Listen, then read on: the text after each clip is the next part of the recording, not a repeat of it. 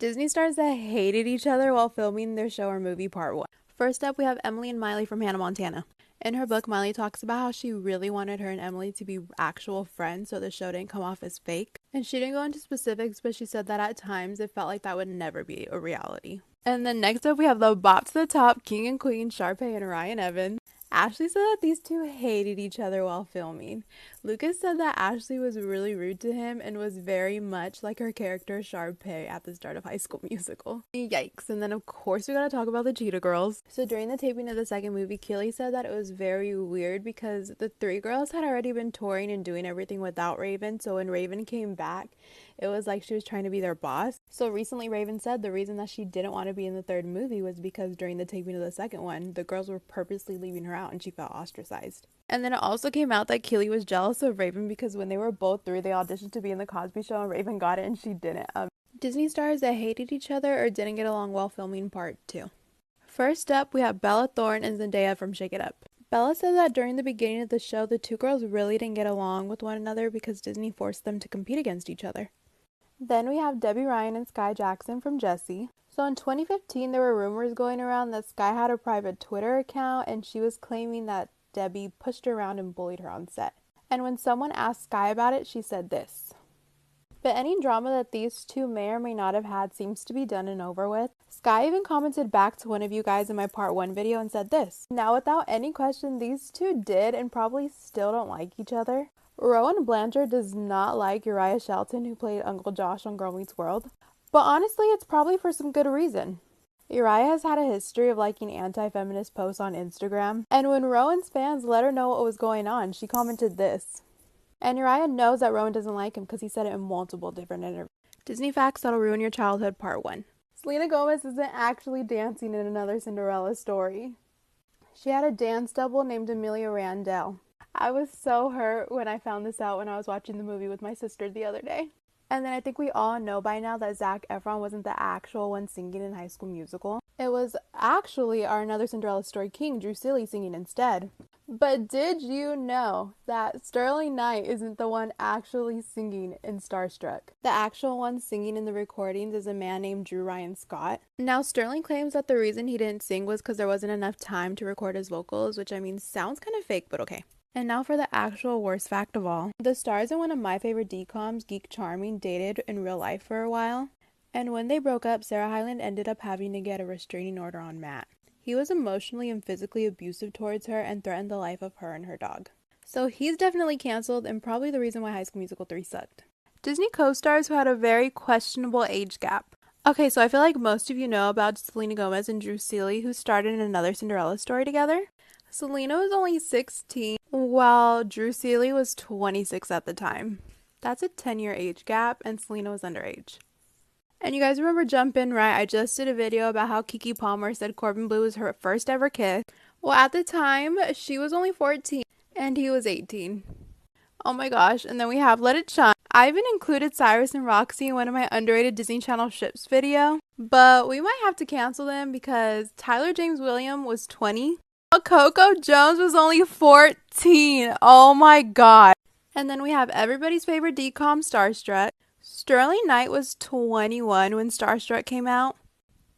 And Daniel Campbell was only 15. Like, I don't know who Disney is or why they let this happen, but it's kind of gross. Disney Channel stars who have been charged with a DUI part 2. So Kirsten Storms, you may know her from Xenon, and she also voiced Bonnie in Kim Possible. In 2007, while the last season of Kim Possible was still airing, officers pulled her over because they seen a lit cigarette thrown out of the window of her car. She was then arrested and charged with a DUI once they realized she was intoxicated. Next is Brandon Michael Smith. He was on Let It Shine, So Random, Sunny with a Chance. In 2017, Brandon was also pulled over and charged with a DUI once the officers realized he was intoxicated. Then we have Dean from Wizards of Waverly Place. So 2 years ago, Daniel Simonas, who played Dean in Wizards of Waverly Place, attended a music festival called Burning Man. So while there in Nevada, he was arrested for driving under the influence. And now for the craziest one of all. So we all know Annalise Vanderpool, who played Chelsea in That's So Raven and now plays Chelsea in Raven's Home.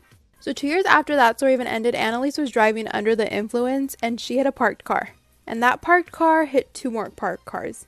And then she swerved into another lane and then hit another car. She then pleaded no contest to 2 Disney facts that'll ruin your childhood part 2. So you guys know rap god Adam Hicks, right? Lemonade Mouth, Deacon Luther, Pair of Kings, probably other stuff. Well, 2 years ago, he was arrested and caught on video for armed robbery. And just a couple months before that, he got in trouble because he accidentally shot himself in the leg, and then he was arrested after cops came to his home because Adam Hicks was being really violent towards his girlfriend. So Stoney Westmoreland, who played the grandpa in Andy Mack, was arrested and fired from the show 2 years ago, and he's currently facing 6 felony charges for trying to arrange sex with a 13-year-old boy. So this is probably the worst one, but Phil Lewis, who played Mr. Mosby in Sweet Life, he was driving under the influence and hit a car, and the person was killed. He was charged with manslaughter and was in prison for 5 years. And this happened all before the Sweet Life series happened, so Disney still hired him after that. Disney Channel actors who experienced racism on set. So we all know Lelaine, who played Miranda, Lizzie's best friend on Lizzie McGuire. Lelaine said that growing up acting, she was made to look as white as possible. She said that today it's hard for herself to even find photos of herself from back then where she even looks a little ethnic. And that's the reason why she grew up going by only her first name, because she was told by executives that her last name was too ethnic. I mean, maybe I'm just dumb, but I'm Mexican, and I never knew that Miranda was supposed to be Mexican until, like, just a couple years ago when I grew up. And, like, Lizzie McGuire was my favorite show growing up, but the representation just wasn't there. And I know Boy Meets World isn't technically a Disney Channel show, but ABC was owned by Disney, and then they literally made the spinoff Girl Meets World, which was on Disney Channel, so I'm gonna count it as that. So Trina McGee, who played Sean's girlfriend for the last couple of seasons of the show, said that she experienced extreme racism on set. It wasn't just producers or higher-ups, it was the cast and the crew as well. She said they would say rude things and make racist. Why did Raven's mom just disappear from That's So Raven? So Takia Crystal Kima, who played Raven's mom, Tanya Baxter, disappeared like halfway through season 3. She was missing from about the last 10 episodes of season 3. She wasn't in season 4 at all, or in Cory in the House, the spinoff. So in this show, they said that the reason that she wasn't there was because she moved to England for law school. But it turned out that the actress actually left the show because her grandmother got really sick. So Takia ended up leaving the show to be the caregiver of her grandmother who had Alzheimer's disease. She did an interview a couple years ago explaining all of this and how the cast and crew were really supportive of her decision. Before she officially left the show, she would even bring her grandmother on set, and Orlando Bloom and Kyle Massey's mom would watch her in her dressing room for her while she was like on stage performing. So I hope if you guys were ever wondering what happened to Tanya Baxter on the show, because I know she was a very iconic character, this helped explain, because I know I was wondering when I was younger, and it's just like sad that that had to happen. Exposing the racism on Boy Meets World. So I made this TikTok last week, and a lot of you wanted me to further explain what happened on Boy Meets World. So Trina McGee, who was added to the last couple of seasons of Boy Meets World as Sean's girlfriend, said that she experienced extreme racism on set. She went on Twitter earlier this year exposing what happened, and she said the racism wasn't from like higher ups or the crew. This was from her castmates, the main actors, the people on the posters. Except for Ryder Strong, who played Sean. Just had to put that out there. I forgot to say that in the last video. So the big thing was the Aunt Jemima comment that a lot of people were focused on, like rightfully so. So just last month, Trina revealed on Instagram that Will Friedle, who played Eric, actually was the one who said those comments. And here's her full statement. So she said that Will did make those comments about her and that he apologized 22 years ago for them, and he apologized again just a couple days before she wrote this statement. She said that she forgave him and they're friends now, and that she really does believe that he's changed as a person. So who do we think are the other 2 actors that were being racist towards her? Because Disney Facts That'll Ruin Your Childhood Part 3. Okay, so Uriah Shelton, who played Uncle Josh on Girl Meets World. In 2017, his ex-girlfriend at the time, friend with benefits, whatever she was, she got a restraining order on him because he kicked her in the stomach. I guess he's a trained MMA fighter, so when he kicked her, it left serious damage, and a judge ordered him to stay 100 yards away from her. Do you guys remember London's mirror in The Sweet Life? It was like iconic. It would talk back to you, tell you how good you looked. So Brian Peck, who voiced the mirror, is and was at the time a registered sex offender and has numerous counts of sexual assault with a minor against him.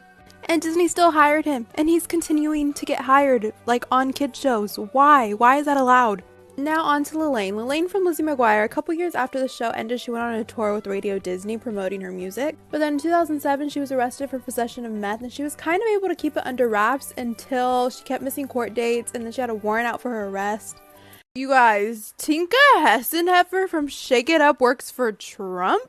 So a lot of you guys were telling me this in the comments of another video where I called her character annoying, and I didn't believe it, so I did some Googling, and it's 100% true.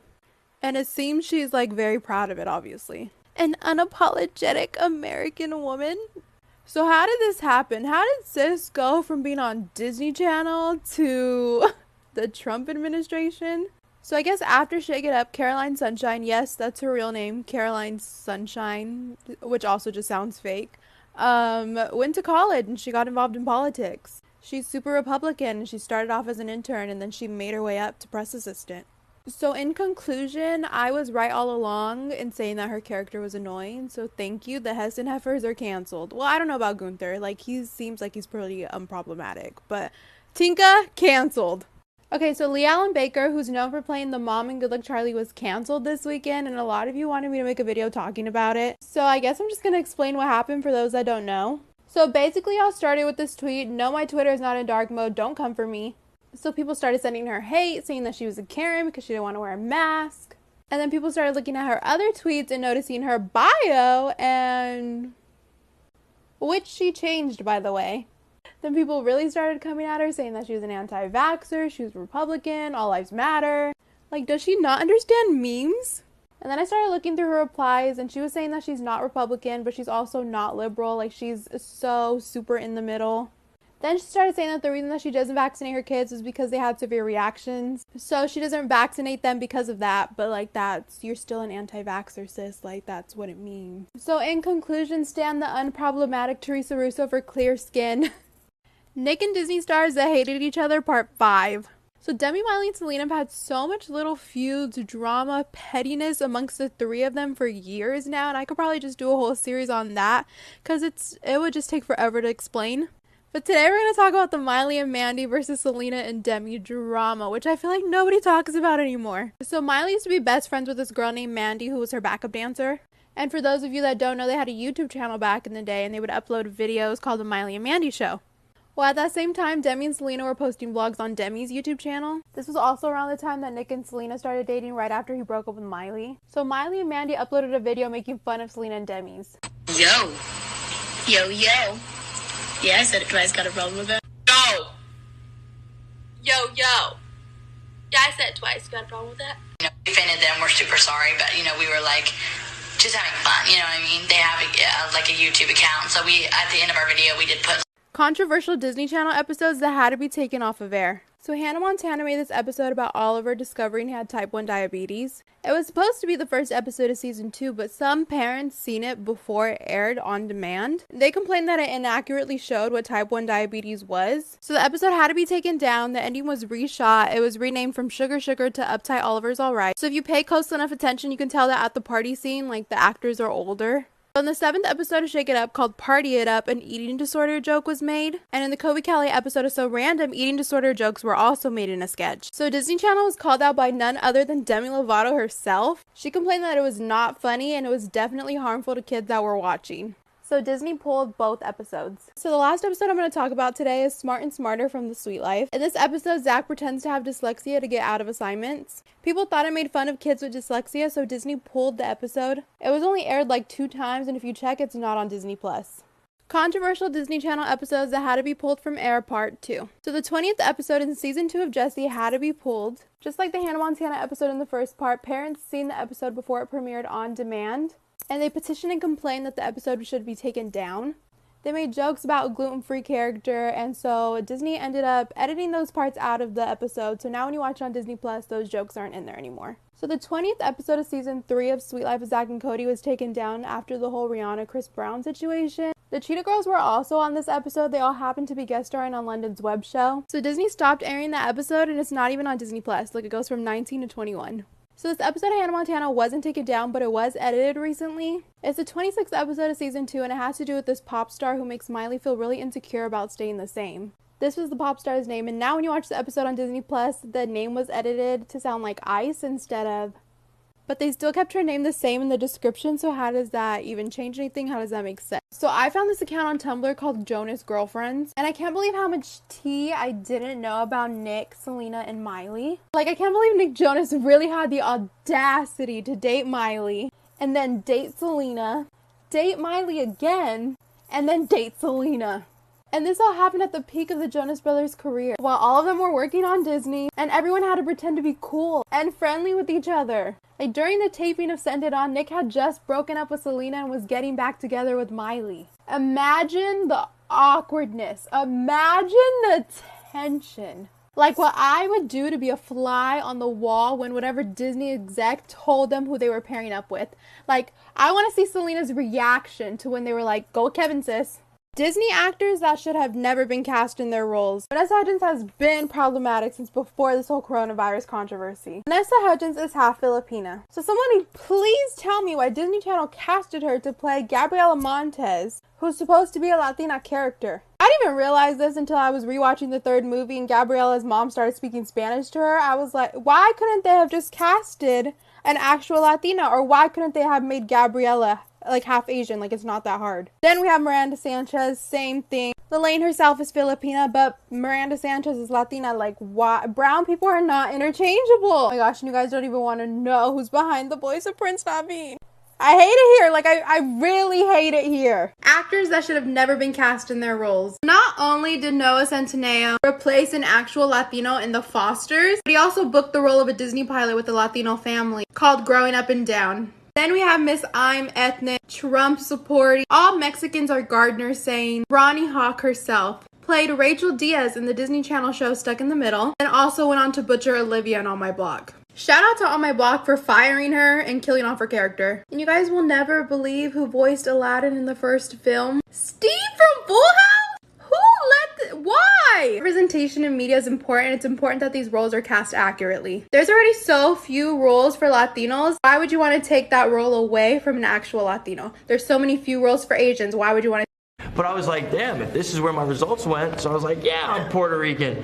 But I do want to do 23andMe so that I can set the record. Please let us know. And, you know, I'm just going to consider you Latino just for the sake of having you part of our club, okay? Muchas gracias. Then, one mistake ruined Mitchell Musso's entire career. After Hannah Montana ended in 2011, honestly, Mitchell was doing great. He was the star of a very successful show on Disney XD. He was voicing Jeremy on Phineas and Ferb. He was also the host of Disney Channel show Prank Stars. It was one of those like hidden camera shows where Disney stars were able to prank their fans. And then in October of that year, a 20-year-old Mitchell was arrested for a DUI. Police pulled him over for a traffic violation at 3 a.m. They smelled alcohol, he blew, and it was way higher than what a 20-year-old's alcohol level should be. Disney fired and replaced Mitchell pretty much immediately.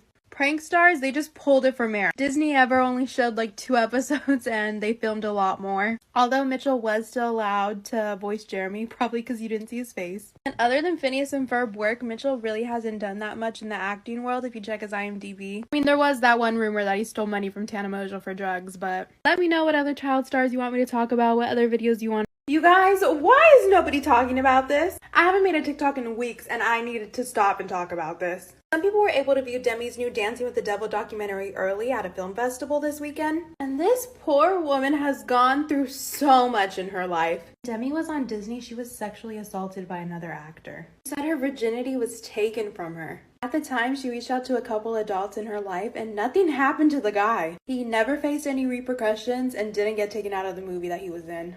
I just can't believe that she had to go through that. Hollywood just really needs to take better care of their child actors. Like, we need to do better. Let's talk about Demi Lovato and Joe Jonas's weird relationship. A lot of people think they dated for way longer than they actually did. So Demi and Joe started dating in February of 2010 after Camp Rock 2 was filmed. And this relationship was super public. Not only for Joe, but all of the Jonas Brothers. Like, Nick had to keep Miley and Selena a secret. Joe kept Taylor Swift a secret. Kevin even had to keep Danielle a secret for a while. This was the first time Joe was ever seen kissing a girl in public. They did red carpets together, music videos, magazine covers, even interviews about their new relationship together. But that didn't last long because then they broke up in May. Yeah, only 3 months later. The most humiliating part about this is that they did a magazine cover, an interview with Teen Vogue about their relationship, and less than 48 hours after that interview, they broke up. So the magazine had to write this at the end. They still had to promote Camp Rock 2, so they were stuck doing these awkward interviews and press together even after their breakup. Because if you look at Core in the House, it went down fast. Mm-hmm. And I don't know if you know the backstory about it. Adrian Armonte, aka Esteban from The Sweet Life of Zack and Cody, is spilling some hot tea, you guys. The rumor around the Disney Channel building, you know, the cast and crew be talking. Cory in the House was canceled after just 2 seasons because somebody in the cast parents were super difficult to work with and made the environment not a good one. Right before this clip, he was talking about what a great person Raven is. She was so humble and a joy to be around that's probably why her show lasted for so long. Me trying to think of a Cory in the House star who has a problem with humility. Let me think. A lot of people are thinking that he's talking about Kyle Massey. I mean, rightfully so. I also think he's probably talking about Kyle as well. The only reason why I don't think he would be is Kyle's brother was on Zoe 101 for years, and why weren't they annoying on that set, but they were annoying on the Cory in the House set, and why weren't they annoying on the That's So Raven set, you know? That's the only reason. This is everything we learned about Cole Sprouse from his Call Her Daddy interview. So Cole said that his parents split up when he was really young. He really only has one memory of them being together. And their mom put them into acting basically just because she needed the money. He said that their mom was super irresponsible with money. When the host Alex asked him if he has any animosity towards his mom because she basically blew through all the money that they were making while they were minors and forced to act because of her, Cole actually said no and that she's human and he doesn't blame her for it. The boy's father actually won sole custody over them when they were just 10 years old. He didn't really go into specifics as to why, but he made it known that usually the courts side with the mother, so there was a reason why the father won sole custody in this case. He said that when they were in elementary school, Dylan was a bully, like a beat up kids type of bully. And then he became known as the twin that was like, oh, like, I'm sorry for my brother. He said that being on Zach and Cody saved their lives, not only because they were financially stable now, but also just because having the routine was really good for them. And when Alex asked him if he had any Disney friends, he said not really because he was an atheist at the time.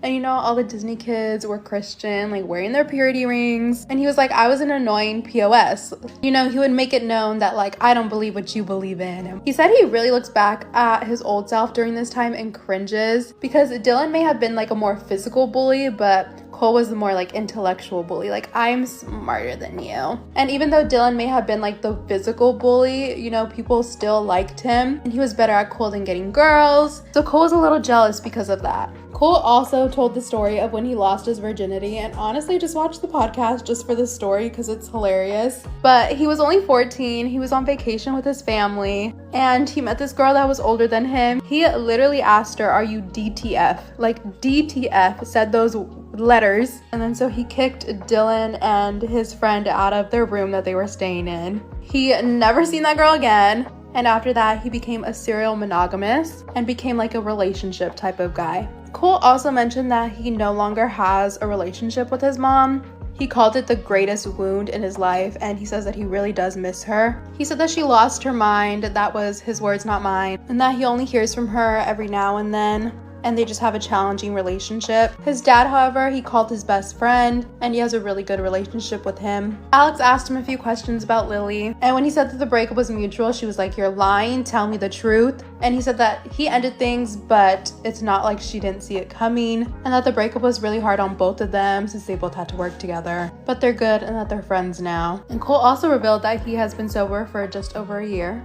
How would you have liked Wizards of Waverly Place to end? The original writer and showrunner of the show, Peter Murrieta, sadly let go after season 3, but he just revealed on Wizards of Waverly Pod how he would have written the show to end. I would really love to know what you guys think of his ending. And I wanted her to win, but give it up because she's in love with a person who's not a wizard, just like her dad. Exactly. And I wanted a moment with her dad beautiful. where it's like, I'm for you doing this because love is love. And you should do it. And so then David would get it. And that's cool because that's what David always wanted. That's what he always wanted. And then the big pullout that would have been really fun to do is I wanted to pull out of that. And then I wanted to have Harper, whether it's you or Rachel Dratch, but I wanted Harper reading that story to kids in a bed and be like, that's it. Because that was that person that had written all those stories. Right. Yeah. I have been saying that Jake T. Austin is messy and was fired from the Fosters, and I feel like I was finally proven right. Randomly by Nat Wolff and Zach Sang. So then Jake T. Austin came to my high school, and my one memory of going to high school with him is that he asked me to pee in a cup for him to give it to his he was getting drug tested for his show or something, and he ended up taking drugs. Yeah. So he owes me because I did pee in a cup for him, and you I think he passed it. Yeah, God, he was crazy. I forgot that he went to that school, and then he wanted to fight me one time at a party. Holy shit, he wanted to fight you? Yeah, I was in LA. He was doing this show. It was on Disney or Wizards. No, this was post Wizards. He was like it was a family show or something, but he was saying, I need to get some furniture, so I'm going to steal some furniture off the set.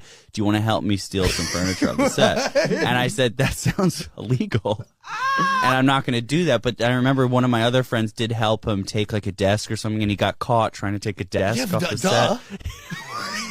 He's like, they don't even use it. It's there for the whole year. I'll bring it back before the next season. I'm like, I think you got to get your own desk.